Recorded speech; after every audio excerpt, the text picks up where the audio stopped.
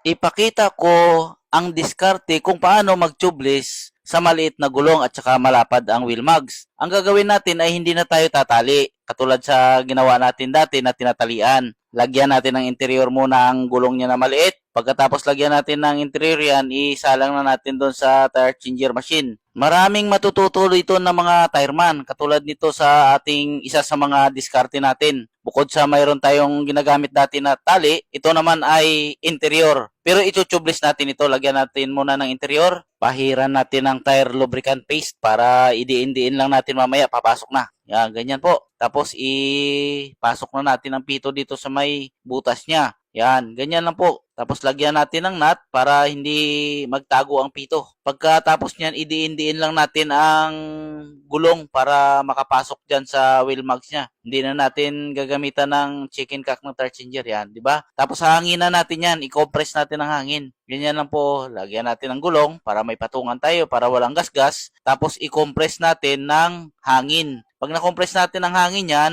tatanggalin na natin ang interior sa loob. Ganun po yun. Para i-tubeless na natin siya. Yan, nakita nyo po, hinahanginan natin para dumikit ang labi niya. Yan, umakyat na po ang labi niya sa kanyang mugs. Yan. Tapos yan, itanggalin natin ang interior. Yan, nakadikit na siya. Ngayon, iipitin natin dyan sa may machine para matanggal natin ang interior. Isang labi lang po ang iangat natin. Ganyan lang po ang idea natin at saka technique. Yan. Nakita nyo po, umangat na.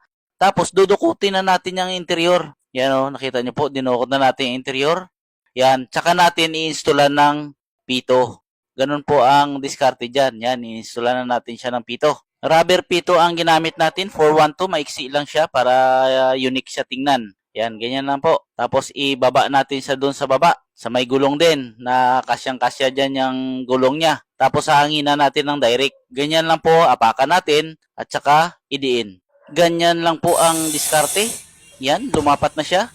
Kasi nakadikit ng kabilang labi sa kanyang mugs. Ganun po ang mga diskarte na kailangan natin. No? Yun, no? Di ba? Kaya maraming matututo dito ng mga tireman. Kaya dito sa aking channel ay talagang magbibigay talaga ako ng magandang idea para hindi mahirapan ang ating mga kapwa tireman. Ito po ay ginagamit nila sa pang-show nila. May stand sila eh. Kaya ito ay hindi naman advisable to talaga pang araw-araw. Ito po ay pang motor show lang nila. Ito po, i-testing natin siya sa tubig para makita natin kung may leakage ba ang labi nito o ang gilid nito. Wala naman po siyang leakage. Maraming salamat po.